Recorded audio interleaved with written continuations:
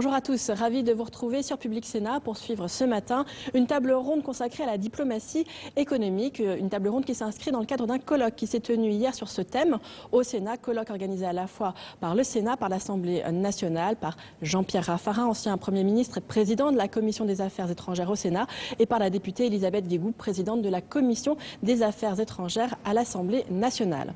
Il est aujourd'hui essentiel de travailler sur l'attractivité de la France, de renforcer cette attractivité pour attirer plus d'entreprises étrangères, également de mieux soutenir les entreprises françaises à l'étranger. C'est aujourd'hui une dimension de la diplomatie qui est largement prise en compte par le ministère des Affaires étrangères. À leur place ce matin à une table ronde consacrée aux nouvelles méthodes du Quai d'Orsay, table ronde présidée par Jean-Pierre Raffarin, ancien Premier ministre et président de la Commission des Affaires étrangères du Sénat. Vous allez pouvoir voir tout d'abord les interventions de représentants du Quai d'Orsay, ensuite le regard des entreprises sur cette petite révolution au ministère des Affaires étrangères. Alors, pour la première table ronde, nous allons partir, après votre intervention, des ambitions des projets, avec l'intervention de M. Rémy Rioux, donc le secrétaire général adjoint du ministère, donc sur cette révolution entreprise. Puis ensuite, on parlera avec des personnalités un peu plus hybrides, un peu ministère, un peu entreprise, des médiateurs qui sont des personnalités, mission que je connais puisque je l'ai assumée pour l'Algérie, nous en parlerons avec Philippe Varin et Ross McInnes. Puis ensuite, la parole des entreprises, nous allons progressivement de l'État à l'entreprise avec Philippe Gauthier et Étienne Vauchet. Et on terminera par une intervention de M. Bitterlich qui va nous rejoindre, personnalité importante, qui était un ambassadeur d'Allemagne, qui a été un conseiller pendant 10 ans d'Helmut Kohl et qui est un acteur économique important. Il est au bord d'une entreprise française importante, Veolia, et donc il a une vision comparée de notre diplomatie économique et de ce que font les Allemands dans cette matière, ce qui nous donnera un regard extérieur. Commençons par la route initiale engagée par le Quai d'Orsay, et donc la parole à M. Rémy Rioux. Monsieur le Premier ministre, Madame la Présidente, Mesdames et Messieurs les parlementaires, bonjour à tous. C'est toujours délicat pour un fonctionnaire de parler immédiatement après son ministre, donc je vais me placer évidemment du point de vue qui est le mien, c'est-à-dire le point de vue du praticien et puis du secrétaire général adjoint du ministère des Affaires étrangères. Donc, comme Madame la Présidente a eu la gentillesse de le dire, qui a un parcours un peu original puisque je suis passé une dizaine d'années à Bercy. Et Laurent Fabius m'a fait venir en septembre dernier pour animer ce dispositif de diplomatie économique. Dire aussi à quel point ce colloque est utile pour nous. Tout ça, on apprend en avançant et d'avoir des moments de pause, d'échange, de débat avec une assistance aussi prestigieuse et aussi nombreuse, ça va être extrêmement utile pour nous, pour moi, dans les chemins, dans les débats qui nous attendent dans les prochaines semaines. Un mot peut-être pour rappeler les raisons qui fondent la pertinence, je crois, de la diplomatie économique et de cette vision que Laurent Fabius et tout le gouvernement ont portée dès 2012. Je voudrais insister sur 3 éléments. Le premier, il est évident, c'est qu'il n'est pas possible de dissocier les attributs de la puissance. Et donc le rang de la France, le rang de notre pays dépend pour une large part de sa puissance économique. Donc il y a une vraie logique du coup à concevoir l'ensemble de ces attributs ensemble. Le deuxième élément, la deuxième raison, c'est qu'avec la mondialisation, il n'y a plus de frontières, mes voisins le diront mieux que moi, il n'y a plus de frontières entre économie, marché domestique et économie internationale, marchés extérieurs. Donc il y a évidemment un volet extérieur de la politique de redressement économique et il faut réfléchir non plus peut-être au stock, mais au flux économique dans toute leur diversité qui unissent notre pays et le reste du monde. Et puis la troisième raison, je crois, durable, profonde, qui a fait que ce thème de diplomatie économique est apparu et a pris consistance, c'est que je crois qu'on est sorti d'un cycle historique qui avait commencé en 1918 ou 19, où la France a développé un outil dédié d'internationalisation des entreprises avec le ministère Clémentel, qui a produit des effets extrêmement positifs. Je pense que nos très grands groupes sont aussi le fruit de cet effort public pour partie, mais qu'aujourd'hui, à la fois l'économie de moyens de l'État et puis la priorité qui est donnée aux petites et moyennes entreprises et aussi l'évolution des réseaux économiques suppose un travail beaucoup plus collectif, au-delà de ce qui était vraiment un outil dédié. Et donc le travail qu'on essaie de faire, c'est vraiment d'emmener l'ensemble des acteurs susceptibles d'apporter un soutien à nos entreprises à l'extérieur ensemble. Moi qui viens de Bercy, je sais par exemple que les forces et les faiblesses du Quai d'Orsay et de Bercy, de mon point de vue, sont exactement inverses ou symétriques. Et donc, comme les pièces d'un puzzle, si on sait les assembler, je pense qu'on peut avoir un dispositif. J'espère qu'on a un dispositif beaucoup plus puissant et efficace. Évidemment, les autres ministères doivent être embarqués, l'ensemble des opérateurs, l'ensemble des acteurs publics et privés. Donc voilà trois raisons peut-être qui, je crois, font que cette évolution est durable. Deuxième point, peut-être vous faire un petit point d'étape sur ce que nous faisons et les premiers résultats, avec trois prudences tout de même que je dois indiquer. La première, c'est que ce chantier est récent. Il a commencé en 2012 et puis il s'est accéléré à compter du mois d'avril 2014 et du remaniement ministériel qui, comme vous le savez, et comme l'a rappelé le président, a modifié les compétences ministérielles. Donc voilà, beaucoup de choses se font, beaucoup de choses restent à faire encore. La deuxième prudence, c'est évidemment de dire que la diplomatie économique, elle met les entreprises au cœur. Enfin, évidemment, les contrats, les clients, ce sont les entreprises qui les gagnent et pas l'État. Donc l'État est un élément facilitateur, un élément de contexte, un élément d'aide, mais c'est le dynamisme de nos entreprises qui est premier. Et puis oui, bien sûr. Et puis troisième prudence, évidemment, la macroéconomie, ça compte aussi. Donc, nous, on fait plutôt de la microéconomie, mais le taux de change, la croissance, la Grèce, la situation de la Chine, tout ça, évidemment, c'est des éléments totalement déterminants qu'il faut intégrer dans notre action.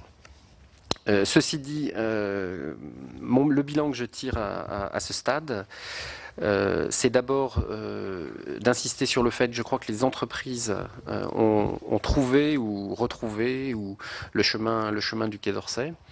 Et ça, c'est très frappant voilà, dans les postes, dans les couloirs du ministère, on voit des entreprises partout.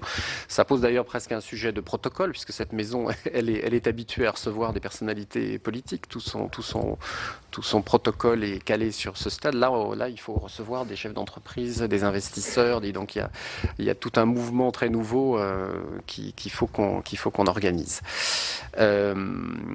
Donc voilà, il y a au Quai d'Orsay une écoute, une attente, une disponibilité vis-à-vis de l'ensemble des entreprises, les grandes comme les petites. Le deuxième élément, je crois qu'on a réussi à caler maintenant les processus entre les acteurs publics en particulier. Donc je crois que je suis à votre écoute, j'ai l'impression que dans les pays eux-mêmes, dans les postes, les choses fonctionnent bien. Les ambassadeurs remplissent leur rôle, ils accèdent à un certain niveau de décision, les chefs des services économiques au leur, et les conseils économiques dans l'ensemble des pays rassemblent l'ensemble des acteurs.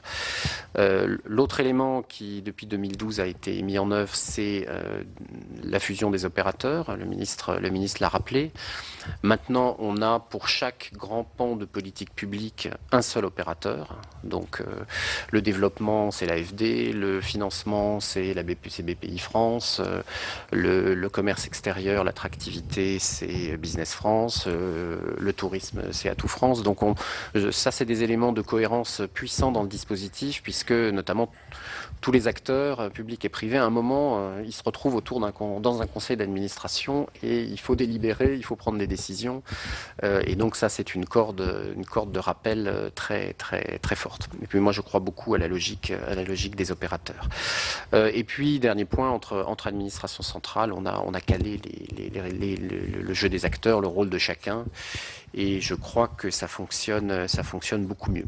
Et puis j'ajoute évidemment, mais je dirais c'est en supplément, puisque ce sont des fonctions, de renfort, de surcroît d'énergie, de mise à disposition de carnets d'adresses, d'influence, le rôle des représentants spéciaux, j'en ai 2 à ma droite, et le rôle des fédérateurs de nos grandes familles de l'export est particulièrement précieux et pour nous, et je crois fournit de très importantes impulsions pour l'ensemble du dispositif. Ça, c'est le dispositif. Je vais très vite. Après, on a structuré essentiellement 3 grands domaines. À chaque fois, on essaye d'avoir une enceinte où tout le monde discute, un opérateur, un objectif et des résultats. Donc le premier domaine, c'est le commerce extérieur. Le ministre en a parlé, je n'insiste pas. Le deuxième domaine, c'est très important, c'est l'attractivité et derrière le sujet des investissements. Donc là aussi, on est très actif. On a ce conseil stratégique de l'attractivité autour du président de la République. On fait un suivi au ministère des Affaires étrangères très précis et interministériel de l'ensemble des mesures qui ont été annoncées dans ce cadre. On a un exercice de suivi aussi, peut-être qui vous intéressera, sur les classements internationaux. Donc on réunit tout le monde et alors on n'est plus dans le stade où on dit ce classement est absurde, il ne prend pas en compte nos spécificités. Alors c'est inégal, mais disons qu'on pousse tout le monde à se poser la question. Voilà, le classement existe. Il y a un certain nombre de mesures. Comment on fait pour gagner des places? Et quelles sont les mesures, souvent extrêmement concrètes, qui permettent de gagner quelques rangs, quelques crans? Donc j'espère là aussi que dans les mois et les années qui viennent, ce travail portera ses fruits. Et puis le dernier sujet, c'est le tourisme, évidemment. Donc là, des objectifs de passer à 100 millions de touristes, une politique très active du côté des visas de la part du ministère, et puis un opérateur qu'il faut muscler. Monsieur Mantéi sera là, je crois, tout à l'heure pour en parler, donc je n'insiste pas. Et puis derrière tout ça, et en transversal, le ministre l'a dit, le gouvernement a été très actif sur le sujet des financements, financement des PME et en particulier financement export, avec un certain nombre de mesures à la fois pour les actions de taille modeste et puis les plus grands contrats. Donc voilà les 3 domaines sur lesquels on travaille. Et puis on essaye d'avoir aussi des succès pour engager tout le monde. Et notamment là, l'angle géographique est très important. Donc je pense qu'un seul exemple, ce que nous faisons au plan économique avec l'Arabie Saoudite, qui a débouché sur une première étape, je me perds dans les dates, la semaine dernière, il y a une dizaine de jours, est un bon exemple de mise en cohérence, en convergence dans une diplomatie globale, d'un alignement stratégique, diplomatique, politique avec le Royaume et de la promotion des intérêts économiques et des entreprises françaises. On va aller plus loin, on va continuer, mais c'est un exemple parmi d'autres de notre action. Alors ça, c'est le bilan. Je termine très vite et en indiquant quelques têtes de chapitre sur ce qui me paraissent être les voies d'amélioration dans ce dispositif. Il y a évidemment, tout ça est imparfait, est en cours de mise en œuvre et beaucoup reste à faire. Le premier point que je voulais faire, c'est collectif. Je crois que tout le monde est à bord. Tout le monde a pris conscience du potentiel, mais il reste à structurer tout ça de façon beaucoup plus forte encore.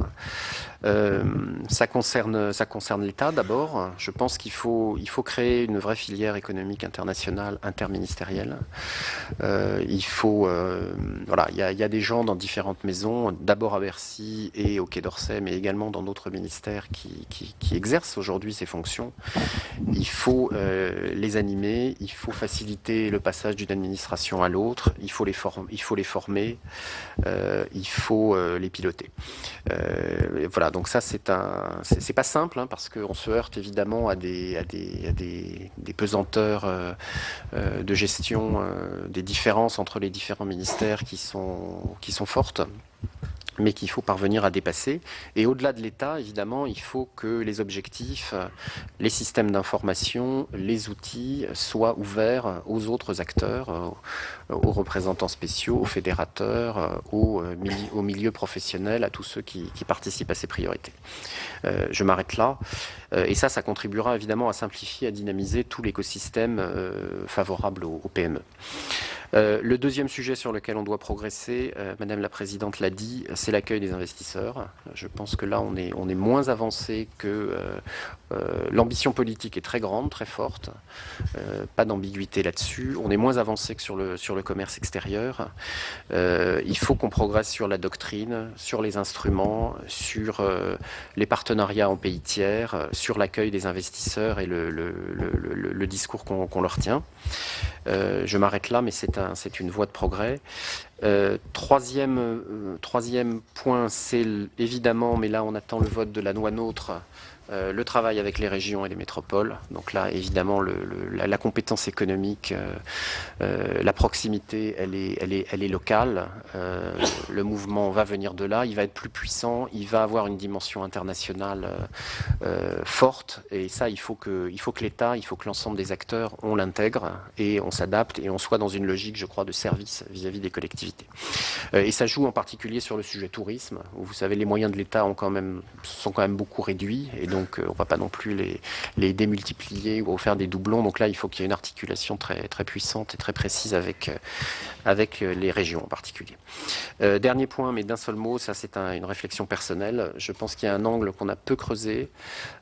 C'est alors moi ce que j'appelle diplomatie économique de souveraineté. Donc ça, c'est vraiment l'action régalienne des États dans le domaine économique. Le ministre en a parlé sur les négociations multilatérales, sur nos ambassades interviennent, elles font changer des normes au bénéfice des entreprises. Plus largement, je crois que la situation géopolitique conduit les États, qu'ils le veuillent ou non, à intervenir à nouveau et de façon assez forte dans l'économie. Et ça, il faut qu'on en tire toutes les conséquences. C'est le sujet des sanctions, le sujet de la RSE, le sujet du blanchiment, le sujet de l'anticorruption, le sujet des normes, qui, on le voit dans le débat, prennent une place très forte et avec une nouveauté qui m'a beaucoup surpris, moi, quand j'ai regardé un peu précisément, mais sous le contrôle de mes voisins, c'est qu'il y a une demande des entreprises.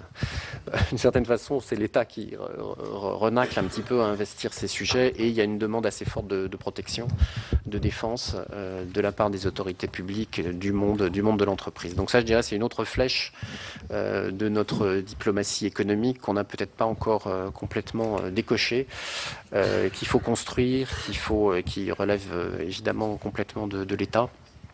Mais que je mets dans votre oreille et dans votre débat, et le retour de votre part m'intéresse beaucoup. Voilà, j'étais trop long, je m'arrête et je vous écoute. Merci. Merci beaucoup, monsieur. Monsieur Rioux, chers amis, vous voyez l'importance de ce rendez-vous parce qu'au fond, un certain nombre d'initiatives sont prises, d'orientations sont données. Toute la grande question, c'est est-ce que tout ça va être stable ? Et au fond, est-ce que les entreprises qui ont besoin de lisibilité, de stabilité, vont avoir des systèmes stables? C'est pour ça qu'il faut qu'on ait vraiment un débat dans notre pays, notamment au Parlement, pour qu'on réfléchisse bien aux méthodes qui sont engagées, parce que sans stabilité, sans continuité, il y a assez peu de chances qu'on ait des résultats. Et donc il faut pouvoir bien réfléchir à cette mise en place qui a été faite, et si nous la jugeons bonne, pertinente et opportune, de pouvoir s'y atteler durablement. La création d'une agence comme Business France, on a vu Bifrance, on a vu un certain nombre de changements. Maintenant, Business France, avec ses deux piliers de la file d'investissement et du soutien aux entreprises à l'export. Là, on a une structure. L'important pour nous, c'est de stabiliser ces structures-là pour les dynamiser et de faire en sorte qu'elles puissent avoir le temps comme allié. Or, dans notre système, souvent, on n'a pas le temps comme allié. Une de mes premières initiatives en matière de diplomatie économique, c'est quand le président Chirac m'avait demandé de suivre de très près l'impact économique que pouvait avoir le soutien d'un certain nombre de pays qui s'étaient mis en distance avec les États-Unis lors du fameux vote sur l'Irak. Donc il s'agissait notamment des deux voisins du Nord et du Sud, le Mexique et le Canada, qui avaient lâché les États-Unis, qui avaient choisi de suivre la France. Et ce qui était quand même un signal fort. Et donc le président avait demandé ensuite au gouvernement qu'on essaie de continuer évidemment, à essayer de fertiliser ce soutien et à le transformer en impact économique. Et on voit bien que ce type d'initiative impose des stratégies de longue durée et, au fond, de stabilité à un certain nombre d'acteurs. Et donc, l'importance de cette réflexion apparaît, je crois, aux yeux de tous. Alors, maintenant, avec les représentants personnels, voyons comment vous mesurez ces initiatives et comment vous vous placez vous-même, homme d'entreprise, mais dans le profil, il y a un certain nombre de personnalités à profil différent, puisque des gens comme Jean-Pierre Chevènement, j'étais l'un des premiers dans ce dispositif, puisque j'avais été nommé par le précédent gouvernement et mis en place, ensuite stabilisé par le second. Et sur l'Algérie, et ce sont des personnalités qui soit ont une expérience politique, soit une expérience entrepreneuriale, qui ont un propre réseau et qui ont la connaissance du pays, une crédibilité dans le pays, et qui viennent en appui de la diplomatie pour orienter les choses vers le développement économique. Donc on va demander d'abord à Philippe Varin, qui est le représentant spécial pour l'Asie du Sud-Est, territoire qu'il connaît en tant qu'entrepreneur et maintenant en tant que représentant spécial, pour voir comment il calibre un peu sa mission, sa fonction et quelle est la première évaluation qu'il peut formuler. Et ensuite, on demandera à Ross McInnes son expérience sur l'Australie. Monsieur Varin. Merci, Monsieur le Président, Madame la Présidente, Mesdames et Messieurs les parlementaires. Le ministre Laurent Fabius m'a demandé en juillet 2014, probablement un peu préoccupé de mes occupations pendant ma retraite, en lisant la presse, il s'est aperçu que j'avais du temps libre, et donc m'a demandé de l'aider sur la diplomatie économique pour les pays de l'ASEAN. Ce que j'ai bien volontiers accepté. Je vais vous dire quelques mots des enjeux de la mission, de mes priorités, et puis également quelques réflexions sur des pistes d'amélioration éventuelles. Alors, s'agissant des enjeux, bon, la position de la France en exportation sur les pays de l'ASEAN, elle reste modeste, puisque nous avons une part de marché d'1,6%. L'Allemagne est entre 2,5 et 3, et donc nous avons encore du travail à faire.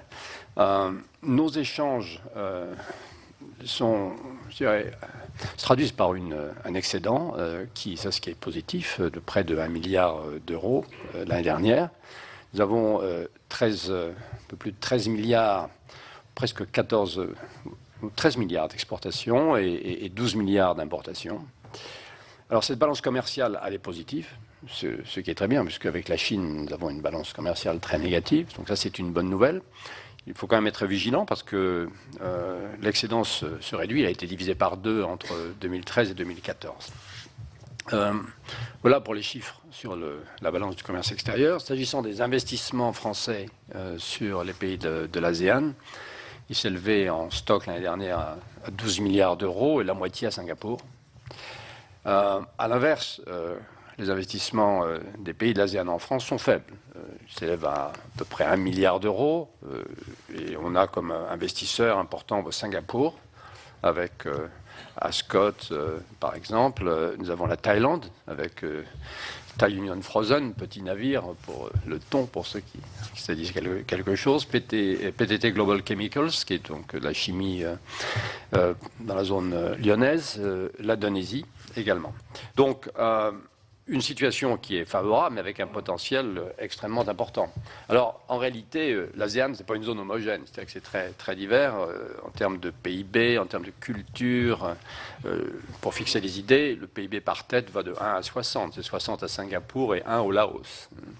Et donc, s'agissant de l'approche par pays, on ne peut pas se dire qu'on va avoir, même si l'ASEAN va devenir une zone économique à l'image de l'Europe, je dirais dans le temps, au départ, on a une situation extrêmement diversifiée. Et en termes de balance commerciale, nous avons un excédent de 2 milliards à Singapour, à peu près 1,5 milliard aux Philippines. Ensuite vient la Malaisie avec 500 millions, et puis l'Indonésie avec une balance légèrement positive. Et puis alors, à contrario, et de manière assez surprenante, compte tenu des efforts que nous y mettons, nous avons un déficit commercial de 2 milliards avec le Vietnam. Compte tenu des relations historiques entre la France et le Vietnam, on s'attendrait à un résultat un peu différent. Donc voilà la situation, je dirais avec cette caractéristique qu'a rappelé M. Rioux, c'est-à-dire que les transports, essentiellement l'aéronautique, est notre atout majeur. C'est notre atout, mais ça peut être potentiellement une faiblesse, parce que cette industrie a des hauts et des bas. Aujourd'hui, elle représente en termes de contenu de nos exportations 44% de nos exportations. Donc selon le nombre d'Airbus que l'on livre dans un pays ou un autre, année après année, on observe des variations. C'est pour ça que la Thaïlande a beaucoup reculé dans l'excédent, parce qu'on a livré moins d'avions l'année dernière. Donc les transports, et puis je dirais traditionnellement une bonne position sur les équipements électriques, mécaniques, une bonne position sur l'agroalimentaire, et puis sur les produits de luxe par exemple. Donc c'est un enjeu pour la France considérable. Il y a 650 millions d'habitants avec une explosion de la classe moyenne, et donc une consommation qui, dans le PIB de l'ASEAN, représente 55%. Et on est plus proche du modèle indien, d'ailleurs, que du modèle chinois, qui est, en termes de consommation, beaucoup plus faible. Ça, c'est un potentiel énorme pour nos entreprises. Alors, il y a là, donc, une situation qui est assez diverse en termes de performance par secteur. Alors, mes priorités, ma mission, d'abord, ça consiste à apporter un soutien aux entreprises qui veulent exporter et un soutien aux ambassadeurs qui font un travail remarquable sur place. Ma deuxième mission, c'est d'encourager des partenaires potentiels à investir en France, dans l'autre sens. Et puis, la troisième mission consiste à aider au développement du tourisme. En pratique, aujourd'hui, si on regarde les actions qui sont menées, en matière de priorité,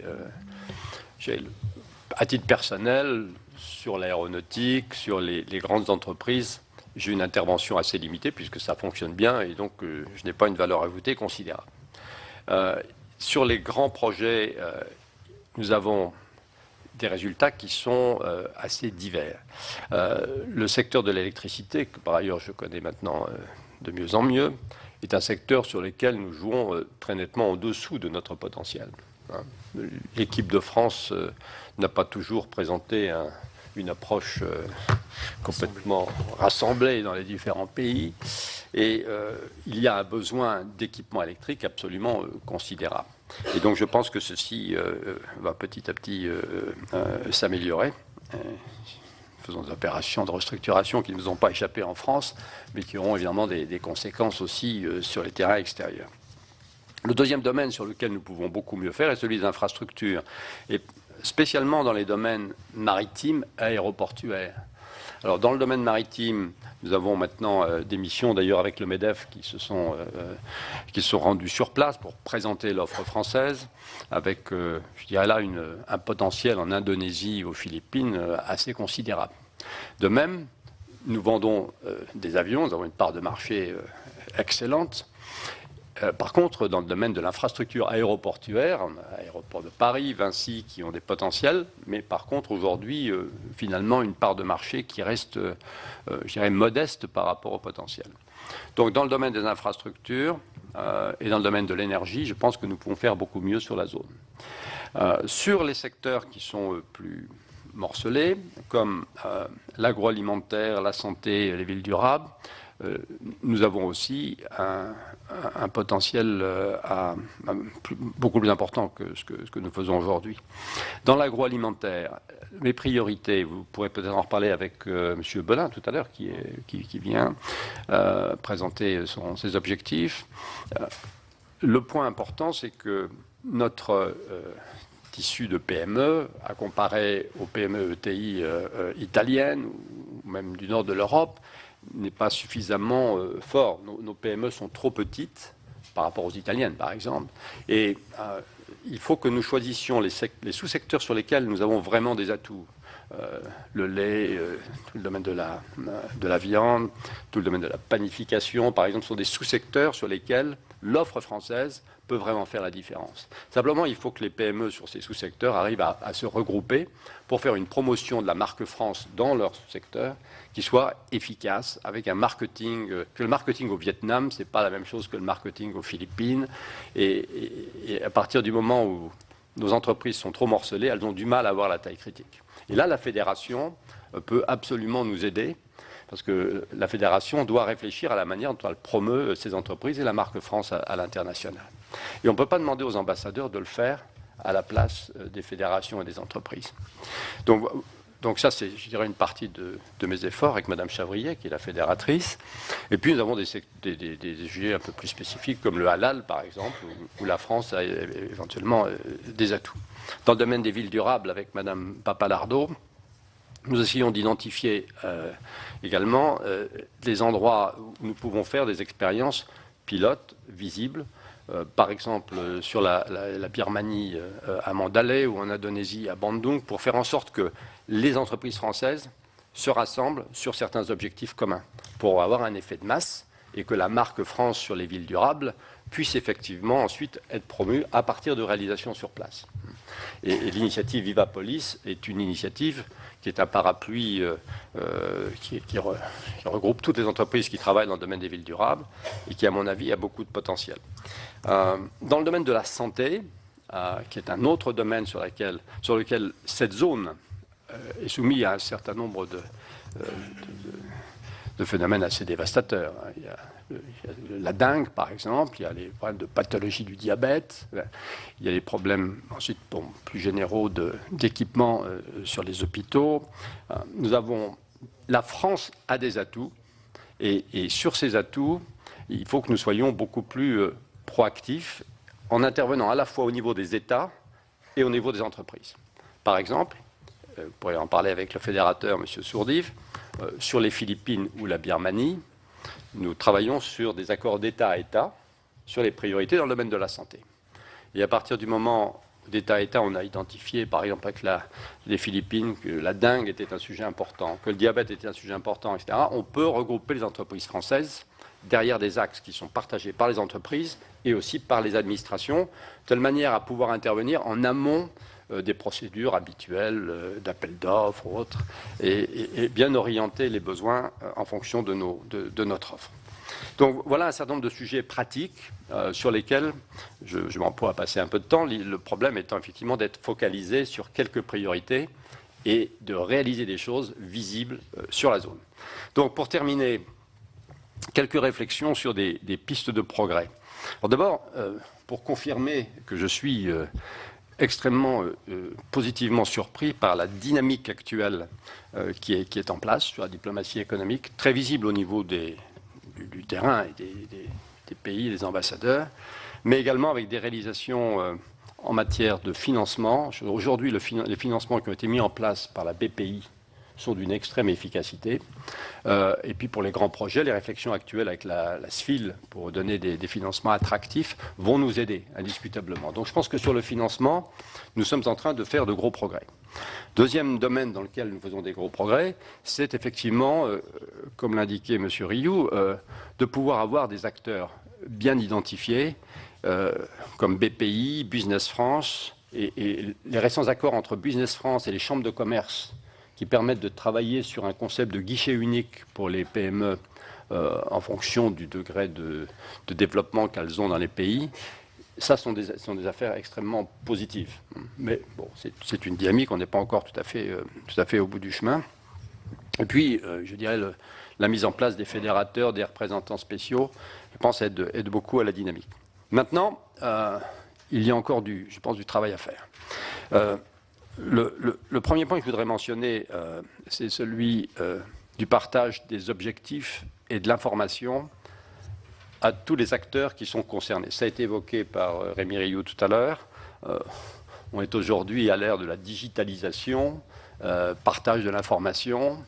Il y a beaucoup d'acteurs qui ont, je dirais, de l'énergie à dépenser. Il faut simplement la focaliser sur les bons objectifs et partager l'information, que ce soit entre le MEDEF, entre les services de l'État, entre les représentants spéciaux, de telle manière à ce que tout le monde focalise les énergies sur les bons objectifs. Et nous n'avons pas aujourd'hui tous les outils en place pour y parvenir.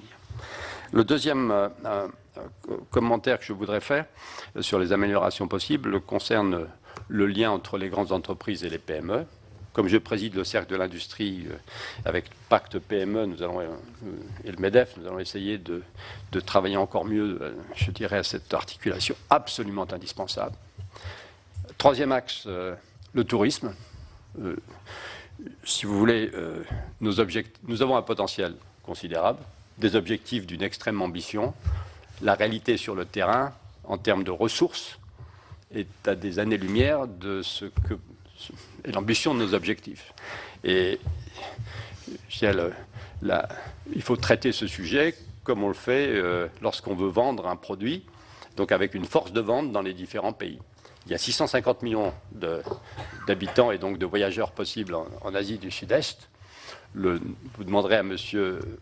Manteilly de vous dire le nombre de représentants à Atout France en Asie du Sud-Est et vous serez assez surpris. Il ne se compte même pas sur les doigts d'une main pour 650 millions d'habitants. Bon, donc il faut faire quelque chose, il faut trouver un dispositif où on peut promouvoir la France sur le terrain. Et c'est assez, bon, parfois un peu frustré de voir que la Croatie a une promotion plus forte que la France sur certains pays d'Asie du Sud-Est.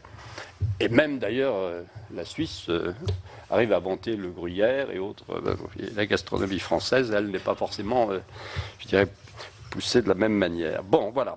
Donc ça, c'est un commentaire. Et puis pour terminer, je voudrais insister sur l'importance des ministères techniques. Transport, énergie, santé, agriculture. Leur présence sur le terrain est très importante. Les visites de ministres techniques sont extrêmement importantes. Et je sais bien que dans les ministères techniques, on a des préoccupations françaises très très fortes. Mais il faut que nous arrivions à faire en sorte que les ministères techniques contribuent aussi à la diplomatie économique, ce que bien sûr certains font, mais il faut le faire avec un ordre, je pense, un effort encore renforcé, y compris dans le domaine de l'éducation. La force de la France en matière de capability building dans ces pays, c'est un terrible atout pour promouvoir l'offre des entreprises. Mais il faut que notre outil, en France, soit prêt à répondre positivement. Et là, je pense qu'il y a tout le support des ministères techniques que l'on peut renforcer. Voilà ce que je voulais vous dire. Merci beaucoup, Monsieur le Président Varin. Alors, Monsieur McInnes, pour l'Australie. Et puis, on discutera de ces deux interventions ensemble. Monsieur le Premier ministre, Madame la Présidente, Mesdames et Messieurs les parlementaires, Mesdames et Messieurs, je suis honoré d'être invité à témoigner. Même si vous vous en doutez, je connais un peu l'Australie. Je n'ai été nommé qu'il y a 4 mois. Je suis donc encore un bleu et j'en appelle donc à votre indulgence. 3 parties dans cet exposé. Quelques constats sur la présence en Australie de groupes français et de celles en France de leurs contreparties australiennes. Une description de ce que j'ai entrepris à date et la suite et des projets. D'abord une évidence, et c'est très différent du panorama que Philippe Varin vient de vous décrire. L'Australie est un pays homogène, riche, 23 millions d'habitants, la 12e ou la 15e économie mondiale selon le taux de change, un budget de défense en croissance de près de 7% par an et qui, d'ici quelques années, sera voisin d'une autre en termes d'euros dépensés. Donc du point de vue business, ce pays nous ressemble. Il nous est familier, c'est un point très important pour les PME, à quelques nuances culturelles près, on roule à gauche, mais une entreprise agit en Australie comme elle agirait dans un pays européen.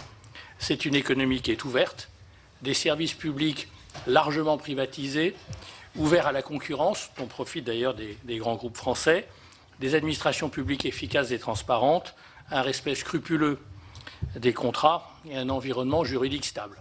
C'est un pays donc qui nous ressemble à beaucoup de points de vue.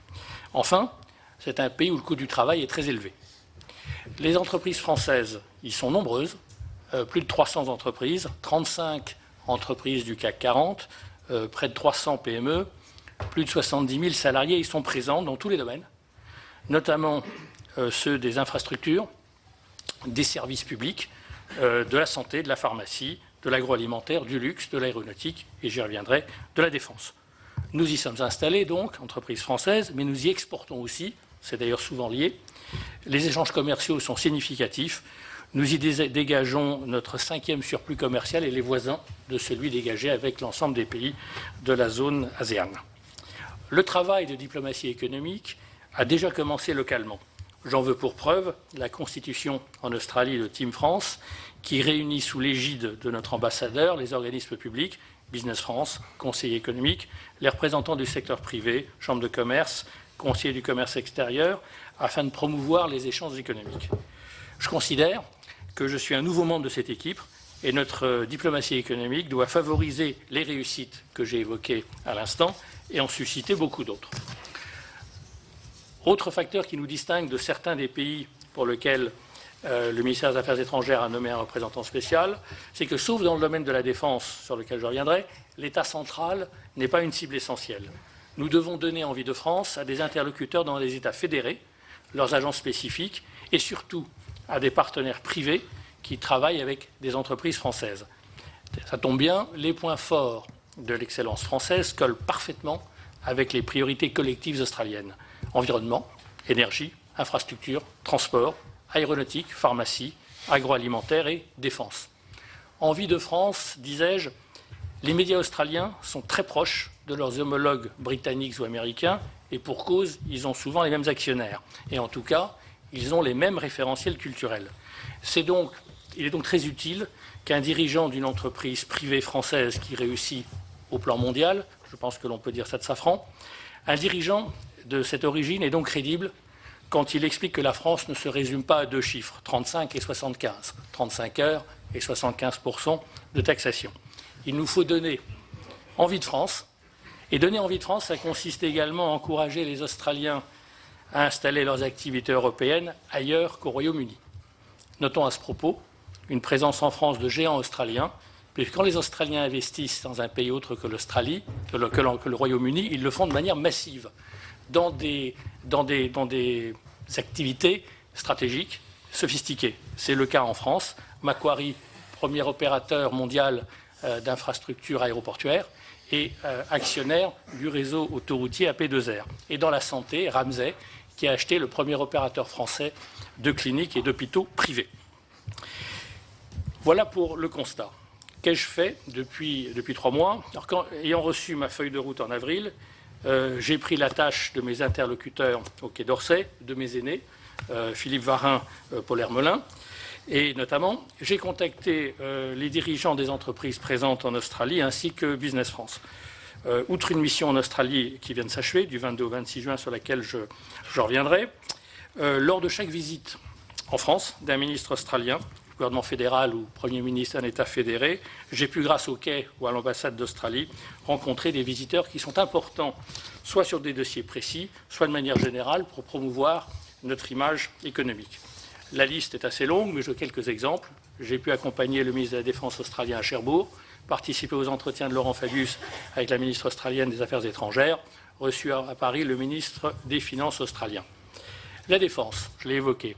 Voici un domaine où l'équipe de France, nous en avons parlé dans un autre contexte, est particulièrement dans son élément et où un dirigeant du secteur privé peut contribuer sa part de crédibilité, notamment quand on évoque la coopération industrielle et technologique avec un pays allié, exigeant et légitime en matière de transfert et de coopération technologique défense. C'est bien évidemment le dossier du renouvellement de la flotte des sous-marins océaniques australiens auquel je fais référence. Voilà un bon exemple. J'agis sur ce sujet en lien étroit avec l'entreprise, des CNS, les services de l'État, le ministère de la Défense, la DGA, le Quai, notre ambassade et Thales, dont les succès en Australie en matière de défense sont exemplaires. Ce dossier a été un des sujets clés évoqués lors de ma récente mission. En outre, Cette mission m'a permis de rencontrer quelques dirigeants locaux d'entreprises françaises, Keolis, Bouygues, pour en citer 2. J'ai aussi bossé pour ma maison. Les moteurs et trains d'atterrissage de Safran équipent la plupart des avions de Qantas et de Virgin. Et nos systèmes de reconnaissance biométrique accueillent tous les visiteurs qui débarquent dans les aéroports australiens. Revenons au sujet de la défense, puisqu'il est exemplaire en matière de l'action de l'équipe de France. Lors de cette mission, des rendez-vous de haut niveau ont été organisés à Canberra par notre ambassadeur, un ambassadeur qui a pris la pleine mesure de l'intérêt d'un travail conjoint diplomatie plus dirigeant d'entreprise. Nous avons évoqué l'intérêt de l'offre française en matière technologique en général, que ce soit pour des satellites ou pour des sous-marins ou pour d'autres activités de défense, avec 3 ministres d'Affaires étrangères, communication. Arianespace est un fournisseur clé du programme australien d'accès universel à Internet, immigration, le secrétaire général du gouvernement et avec plusieurs parlementaires influents, y compris l'opposition travailliste, ainsi que des hauts fonctionnaires du ministère de la Défense et du ministère des Affaires étrangères australien. J'ai rencontré cette semaine le ministre des Finances australien à Paris, puisqu'il était absent de Canberra lors des visites que l'ambassade avait organisées lors de la mission. Il convient de rappeler que les décisions du gouvernement fédéral australien en matière de défense sont prises sur une base de responsabilité collective et qu'en matière de défense, il est de bon ton de chercher un consensus bipartisan. Le dosage dépend évidemment des rapports de force du moment. La suite.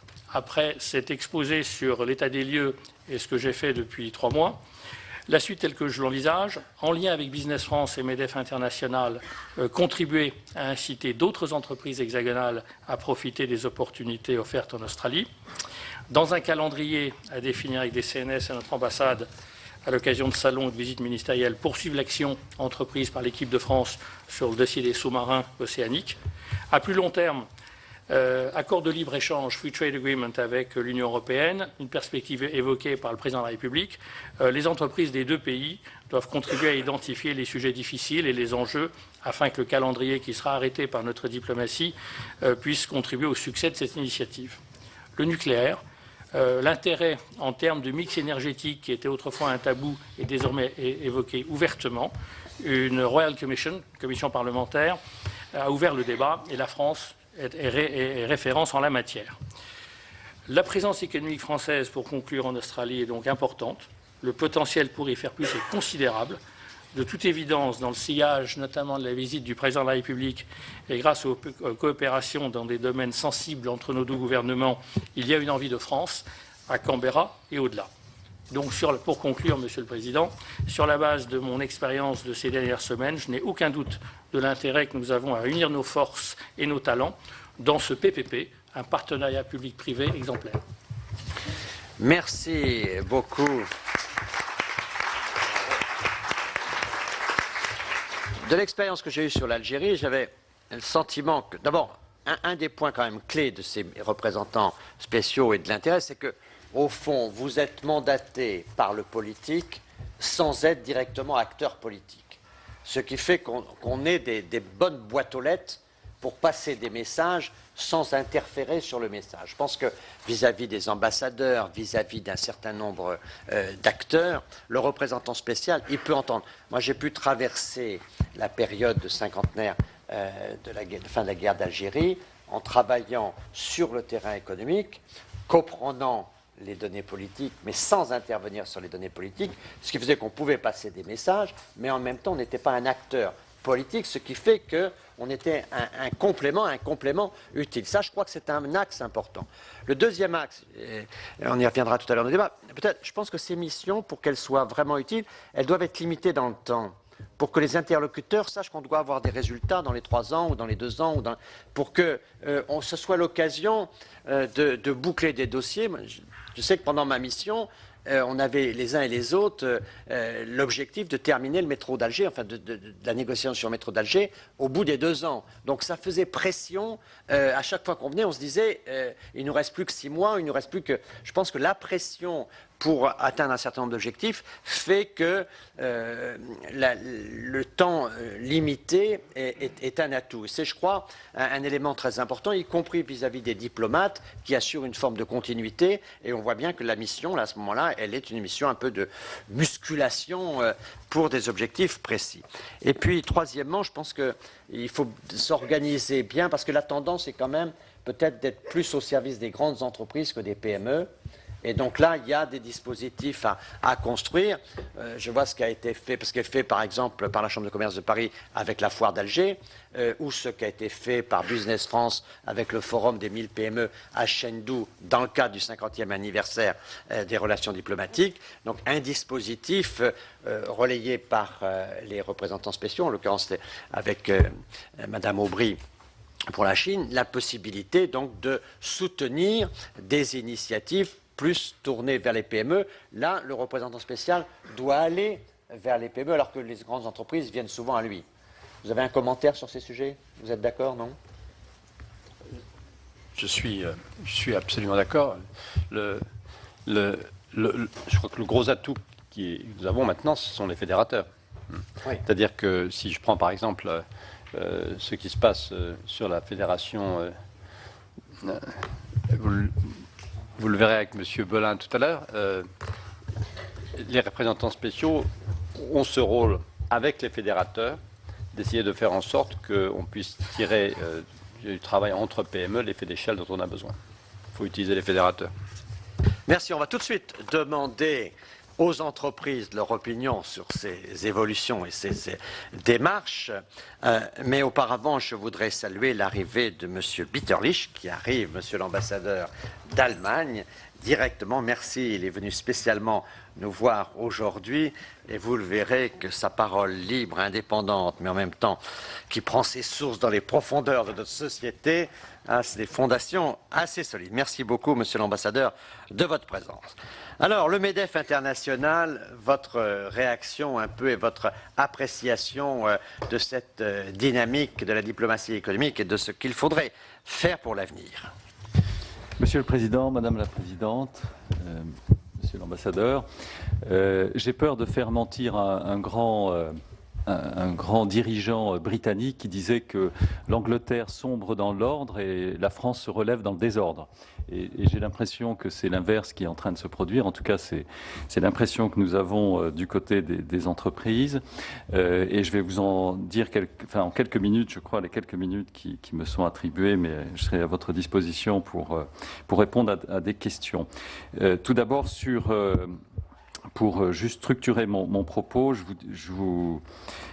voudrais juste faire quelques remarques sur nous, comment on voit la diplomatie économique. Ça sert à quoi? Pourquoi est-ce qu'il faut le faire? Peut-être c'est bien de revenir aux bases, aux racines, de vous dire un petit mot sur l'appréciation du dispositif, bien sûr, puisque c'est pour ça que je suis invité et je le fais vraiment avec grand plaisir.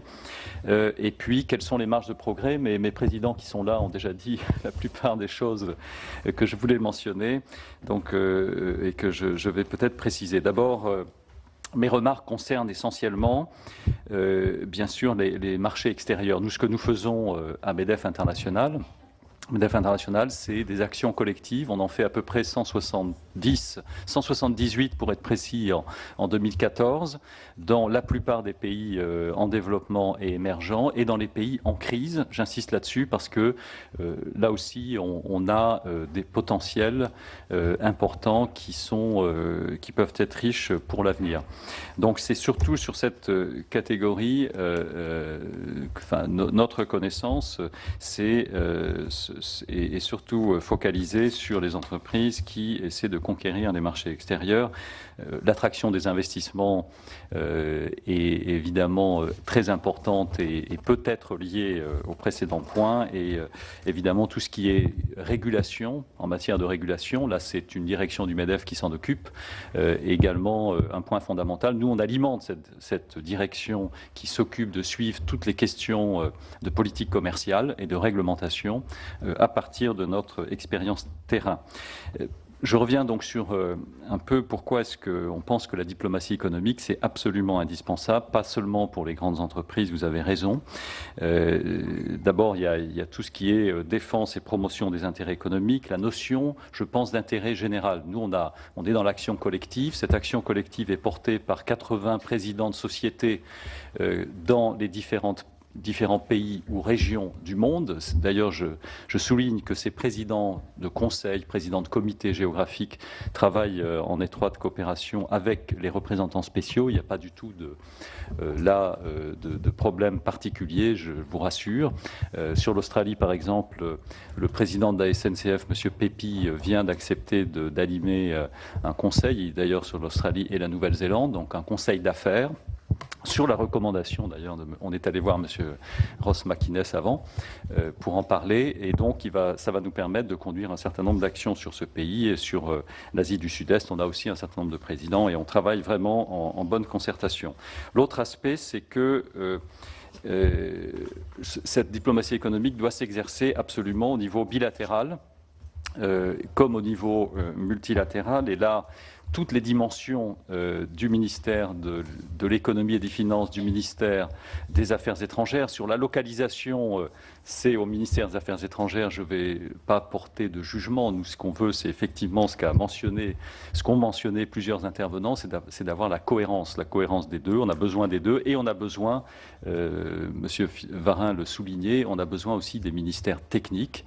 Je vais y revenir tout à l'heure. L'autre chose, c'est qu'on a affaire à des pays qui ont des conceptions extrêmement différentes de la nôtre. C'est everything but Europe. L'Europe, c'est l'exception. C'est l'exception dans le monde de quelque chose qui marche bien, qui est assez bien réglementé, qui est rassurant, etc. Le monde ne marche pas comme ça du tout, ou en tout cas pas encore. Et donc, on a affaire à des cultures, à des conceptions qui sont extrêmement différentes. On a affaire à des politiques qui sont différentes. Et là, on a absolument besoin de l'éclairage que peut nous apporter un Quai d'Orsay sur des sujets beaucoup plus économiques, Bercy. Autre point, c'est qu'on a de plus en plus de nouveaux marchés qui s'ouvrent. On l'a dit, dans des domaines, dans des filières technologiques innovantes sur lesquelles la France est tout à fait performante. Et là, il faut qu'on travaille ensemble pour réussir dans ces différentes filières. Celles qui sont suivies par les fédérateurs sont les bonnes filières. Il y en a d'autres. On a affaire à des nouvelles concurrences. Nos concurrences sont dures. Et pour se battre à armes égales, il faut, là aussi, beaucoup de cohérence dans notre système. Et puis on a affaire aussi à beaucoup d'instabilité. On oublie aussi, on ne l'a pas mentionné, mais je le mentionne, la diplomatie économique, ça nous sert à résoudre pas mal de crises, petites ou grandes. Une PME qui ne se fait pas payer dans un pays, je vois mon collègue là-bas, au Gabon par exemple, typiquement, on signe facilement un contrat au Gabon, on se fait payer très difficilement, surtout si on a affaire à une entité publique. Donc tout cela, c'est déjà une bonne raison. Et puis la dernière raison, c'est que tout le monde le fait. Tout le monde fait de la diplomatie économique, donc il n'y a même pas de question à se poser. Et je crois que là, le ministre Fabius, quand il a annoncé son plan, c'était relativement clair. Aujourd'hui, il y a 120 000 sociétés françaises qui exportent, ce qui est beaucoup, trop, peu. Et il faut aussi travailler sur les 50 000, 100 000 potentiels qui devraient ou pourraient exporter ou s'installer, investir dans un pays étranger. Là-dessus, on a beaucoup de travail et je crois que mon collègue à droite va en parler un petit peu. Au MEDEF, en tout cas, sachez que nous engageons en 2016 une action auprès des territoires. Donc, pour rejoindre ce que disait le président tout à l'heure, il y a vraiment une action de fond à construire au niveau des territoires, déjà pour rassurer. La mondialisation, ça ne mord pas, ça ne mange pas. Et si on a un dispositif qui marche bien, qui est clair, qui est cohérent, je pense qu'on va attirer beaucoup plus d'entreprises en dehors des questions qui ont été mentionnées de compétitivité. La compétitivité, c'est un élément évidemment fondamental, mais en dehors de ça, je crois qu'aujourd'hui, avec des marchés qui sont très ouverts, on peut trouver des marges de compétitivité en France ou ailleurs pour être performant sur un certain nombre de continents. L'appréciation du dispositif, je ne vais pas répéter, nous on peut que se féliciter, on travaille énormément, on utilise énormément ce nouveau dispositif qui fonctionne bien avec des gens très compétents. Ce que je voudrais dire aussi, c'est qu'on a tous les atouts. On a en France un dispositif public à l'étranger qui est tout à fait remarquable. C'est pas un peu flatteur, ça? Je suis un peu flatteur, oui peut-être, mais si on compare avec d'autres pays, peut-être monsieur l'ambassadeur à ma gauche me contredira, mais je trouve qu'on a un dispositif à l'étranger qui est tout à fait remarquable, avec des gens extrêmement bien formés, et si on leur donne une direction, si on leur donne une clarté dans leur mission, je crois qu'on peut arriver à des choses tout à fait intéressantes et on y arrive dans un certain nombre de pays. Bien sûr, tout ça met du temps. Les Africains disent toujours « vous avez la montre, nous on a le temps ». Et là, c'est un petit peu ça qu'il faut essayer de changer, c'est-à-dire il faut maintenant jouer la montre et aller de l'avant. Donc, ce déploiement et au niveau des pays, cette nouvelle direction, le fait qu'il y ait des objectifs, que toutes les composantes ont un élément de diplomatie économique. J'aperçois quelqu'un d'AFD là-bas, je crois, qui aussi fait de la diplomatie économique et nous, on travaille étroitement avec eux sur l'amont des projets. Donc ça s'ouvre, c'est difficile, il y a des résistances culturelles, Monsieur le Président, dans certaines administrations, mais je crois que le mouvement, la vague est là et il faut aller de l'avant. Sur la force de frappe à l'étranger, je n'y reviens pas, c'est un peu des avant-postes pour avoir de l'information. Autrement dit, il faut de plus en plus qu'on sache exploiter utilement cette information, faire du TD, télégramme diplomatique pour les connaisseurs, du TD utile. Pendant des années, on a accumulé des TD dans les cabinets, enfin vous connaissez, je pense, tout ça. Aujourd'hui, il faut en faire quelque chose d'utile. Il y a plein d'informations, c'est une masse d'informations qu'il y a dans les ambassades, au Quai d'Orsay, à Bercy, et c'est cette information qu'il faut transformer en quelque chose d'utile. Sur la différente réorganisation des agences, je ne vais pas entrer dans le détail, mais là aussi, je trouve que ce qui a été fait au niveau des financements avec BPI-France, avec la SFIL, qui ne travaille pas en direct avec des entreprises, mais qui fait du refinancement, donc permet d'avoir des instruments un peu plus performants. Nos concurrents, quand ils arrivent dans un pays avec des projets significatifs, là on ne parle pas de petits projets, ils viennent avec leur diplomatie économique, bien sûr, ils viennent avec des financements, ils viennent parfois avec leur main-d'œuvre, je ne donnerai pas de nom, et ils viennent parfois avec leur nourriture, avec leur pelleteuse, etc.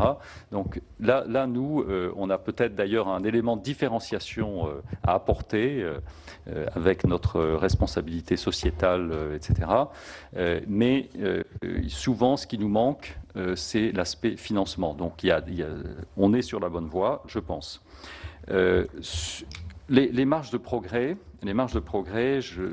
Rémi l'a mentionné tout à l'heure, Rémi Rioux et M. Varin, M. Maquinès, je crois que encore sur l'harmonisation des actions, donc là on est presque dans le domaine de la culture de nos administrations, culture de nos agences qui travaillent à l'exportation, qui travaillent en matière de développement.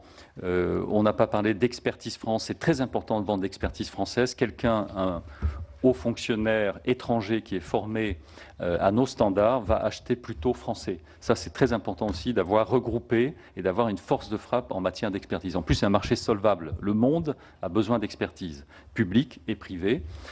Si on peut répondre à tous les appels d'offres déjà qui sortent avec efficacité des institutions financières internationales, on sera meilleur.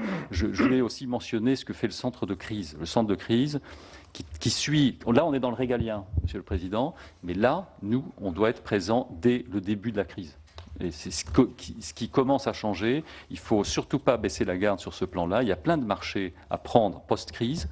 Petit rappel, marché de l'ONU, on contribue à hauteur de 7 milliards à peu près dans les marchés de reconstruction. On a ce qui doit être, ça doit être ça, je pense, Thierry, mais ça doit être à peu près 7% des contributions totales. On doit récupérer à peu près 1%, 1,5%. Donc vous voyez qu'on a encore des efforts à faire. Et il ne faut surtout pas baisser la garde. Quand on est présent dans la reconstruction, on est présent après aussi. Donc ça, c'est un élément très important. Merci de conclure. Oui, je vais conclure. Peut-être une idée aussi, c'est vendre l'excellence. Vendre l'excellence, ça veut dire en matière de formation, d'éducation.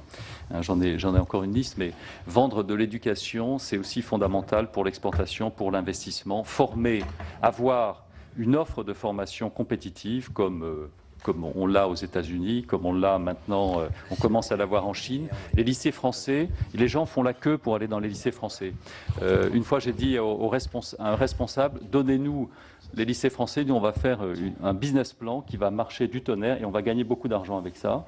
Les Qatariens d'ailleurs, pour le 3e collège, on dit on le paye entièrement, on fait venir les profs, etc. Et c'est en plus un vecteur pour nos investissements, pour notre exportation qui est formidable. Dernier petit point, Monsieur le Président, c'est en matière, comme je disais tout à l'heure, financement de projet. Il faut là, on ait des vrais outils de financement de projet, on peut les avoir. Une réflexion de fond sur comment coopérer avec la Chine en Afrique, comment coopérer avec le Japon en Afrique, comment coopérer avec le Brésil. Beaucoup de pays nous demandent de travailler avec eux, de faire des accords tripartites sur les pays africains. Il faut vraiment avoir une réflexion de fond. Quel est notre intérêt là-dedans ? Est-ce que nous, on parle avec des entreprises, certaines disent évidemment il faut le faire, on y va, ce sont des gros clients pour nous sur ce territoire. D'autres sont un petit peu plus réticents, mais je pense qu'il faut juste bâtir une doctrine à chaque fois, ne pas se priver de consulter les organisations professionnelles. Et pour finir, il me vient à l'esprit cette phrase aussi de Churchill qui disait que quand la victoire ne vient pas à moi, il faut aller la chercher. Merci. Merci beaucoup. Un mot peut-être sur l'expérience aussi du comité Franchine, qui est MEDEF et qui est une organisation très importante parce qu'au fond, c'est la seule fois, moi j'ai vu vraiment les entreprises qui chassent en meute tous les ans, les 20 ou 30 CIO les plus importants de nos grandes entreprises vont ensemble passer 3 jours en Chine, ils font un colloque et pendant 2 jours, ils vont voir les dirigeants chinois. Mais quand vous avez autour de la table Peugeot, Safran, Areva, Schneider, Sanofi, qui viennent tous se présenter ensemble et qui évoquent leurs problèmes, ça pèse vraiment. Et ça, c'est une initiative quand même qui, tous les ans, a de la continuité et de la force. Les sociétés de commerce, Monsieur Vachel, merci beaucoup de votre présence.